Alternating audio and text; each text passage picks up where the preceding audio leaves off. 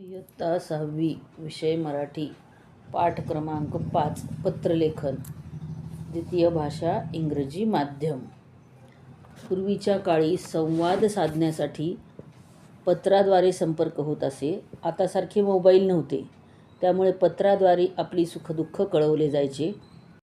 तशाच पत्राचे वाचन करून ओवी आणि आई यांच्यातील भावना जाणून घेणार आहोत। तीर्थरूप ऐस, शिरसाष्टांग नमस्कार। माझं पत्र मिळाल्यावर तुला आश्चर्याचा धक्का बसला असेल ना। ओवी रोज तर आपल्याशी फोनवर बोलते, मग आज अचानक तिने आपल्याला पत्र का बरं लिहिलं असेल, असा प्रश्न पडला असेल ना तुला। मी सुट्टीत इथे आजोळी राहायला आल्यापासून आपण रोज फोनवर बोलतो, पण आज आजीने मला तिने जपून ठेवलेला पत्रांचा खजिना दाखवला। आजी लग्न करून सासरी आल्यावर पणजीने आजीला लिहिलेली सगळी पत्र आजीने जपून ठेवली आहेत।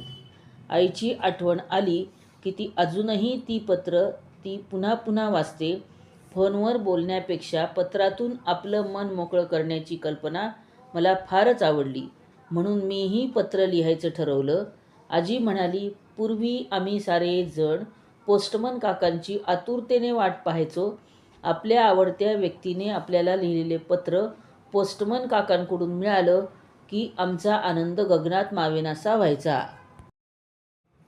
पत्राच्या एवढ्या भागाचे वाचन केल्यानंतर आपल्या असे लक्षात आले की रोज जरी फोनवर बोलणं होत असेल तरी पत्राद्वारे आपल्या भावना जास्त चांगल्या व्यक्त करता येतात। याची प्रेरणा तिला कुणामुळे मिळाली की आजी जेव्हा लग्न करून सासरी आली, पणजीने आजीला काही लिहिलेली सगळं पत्र होती ती आजीने खूप जपून ठेवली होती, आणि तिच्या आईची तिला आठवण आली की ती पत्र काढून पुन्हा पुन्हा वाचायची आणि म्हणायची की मन मोकळं करण्याची कल्पना ही एवढीच आहे। ही प्रेरणा आजीपासून मला मिळाली आणि मग मी ठरवले की आज तुला पत्र लिहायचे। तेव्हा आजी म्हणाली, लिही पत्र, कारण पूर्वी आम्ही सारेजण पोस्टमन काकांच्या आतुरतेने वाट पाहायचो। आपल्या आवडत्या व्यक्तीने आपल्याला जर लिहिलेलं पत्र असेल ते पोस्टमन काकांकडून मिळालं की त्याचा आनंद खूप व्हायचा आणि तो आनंद गगनात मावेनासा व्हायचा, असं आजी म्हणाली, म्हणून मी तुला पत्र लिहायचे ठरवले। आता पत्रातील पुढचा मजकूर वाचूया। आई, मी इथे खूप मजा करत आहे। हिरवेगार डोंगर, झुळझुळ वाहणारी नदी, पिकांनी बहरलेलं शेत, डोलणाऱ्या गवत फुलांचं माळरान, हे असं निसर्गाचं सुंदर रूप पाहायला गावातच यायला हवं। आता दरवर्षी सुट्टीत मी आजीच्या गावाला यायचं ठरवले। आजीच्या हातची भाजी भाकरी एवढी चविष्ट लागते की मला पिझ्झा बर्गरची मुळीच आठवण येत नाही। काल मी आजोबांबरोबर देवळात कीर्तन ऐकायला गेले होते। कथा, काव्य, नाट्य यांचा सुंदर मिलाप म्हणजे कीर्तन, असे आजोबा का म्हणाले ते कीर्तन ऐकल्यावर मला समजलं। कीर्तनाचा कार्यक्रम एवढा रंगला की 2 तास कसे गेले ते समजलंच नाही। सगळे जण कीर्तनात दंग होऊन गेले होते। आजोबा रोज शेजारच्या मुलांना गोष्टी सांगतात। रात्रीचे जेवण झाले की मोकळ्या आभाळाखाली चांदण्यात या गोष्टींचा कार्यक्रम रंगतो। या मुलांना भेट म्हणून देण्यासाठी गोष्टीची काही पुस्तकं आजोबांना हवी आहेत। तू ती मुंबईहून येताना नक्की आण। आणि हो, आजीने तुला निरोप दिला आहे की सुट्टी संपत आल्यावर मला न्यायला येशील, तेव्हा 4 दिवस राहायलाच ये। आई, तू हे पत्र वाचलीस की याचं उत्तर तू पत्रातूनच मला पाठव। मलाही पत्र मिळाल्याचा आनंद अनुभवायचा आहे। तीर्थरूप बाबांना माझा शिरसाष्टांग नमस्कार सांग। तुझीच लाडकी ओवी। ह्या भागाचे वाचन केल्यावर आपल्याला असे लक्षात आले की ओवी गावाकडील हिरवेगार डोंगर, झुळझुळ वाहणारी नदी, पिकांनी बहरलेलं शेत, डोलणाऱ्या गवत फुलांचं माळरान, हे निसर्गाचं सुंदर रूप खूप बघायला तिला आवडलं। शिवाय आजीच्या हातची भाजी भाकरी एवढी तिला आवडली की शहरातील पिझ्झा बर्गर या पदार्थांची तिला आठवणच आली नाही।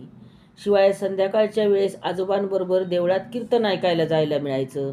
तिथे कथा, काव्य, नाट्य ह्या सगळ्यांचा मिलाप कीर्तनामध्ये बघायला मिळायचा। त्यामुळे कीर्तनामध्ये कितीही वेळ गेला तरी तो कसा गेला हेच कळायचं नाही। कीर्तनात दंग होऊन जायचं। शिवाय रोज शेजारच्या सगळ्या मुलांना एकत्र करून आजी आजोबा जेवण झालं की मोकळ्या आभाळाखाली चांदण्यांमध्ये गोष्टी सांगायचे.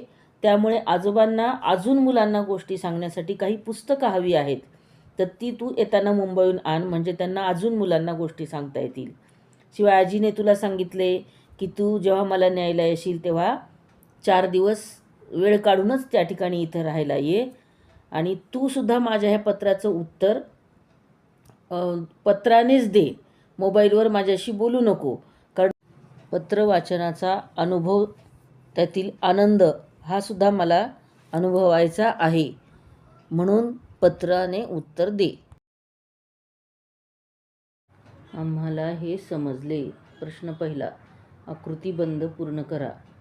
ओवीने वर्णन केलेला गावातील सुंदर निसर्ग, हिरवेगार डोंगर, झुळझुळ वाहणारी नदी, पिकांनी बहरलेले शेत, डोलणाऱ्या गवत फुलांचे माळरान. आजीच्या हातचे चविष्ट पदार्थ, भाजी भाकरी. प्रश्न दुसरा, पत्रलेखनाच्या नियमानुसार खालील व्यक्तींसाठी योग्य पर्याय निवडा. आई बाबा तीर्थस्वरूप प्रिय तीर्थरूप तीर्थरूप. आजी आजोबा तीर्थरूप तीर्थस्वरूप प्रिय तीर्थस्वरूप.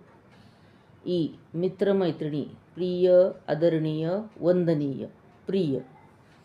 प्रश्न तिसरा, कारणे लिहा. देवळात 2 तास कसे गेले ते ओवीला समजले नाही, कारण कीर्तनाचा कार्यक्रम एवढा रंगला म्हणून देवळात 2 तास कसे गेले हे ओवीला समजले नाही.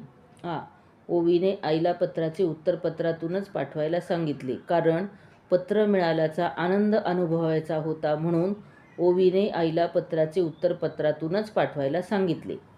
प्रश्न चौथा, नाती ओळखावं लिहा. आजीची मुलगी ती ओवीची आई, आजीची आई ती ओवीची पणजी. ओवीचे बाबा ते आजीचे जावई, आईचे बाबा ते ओवीचे आजोबा.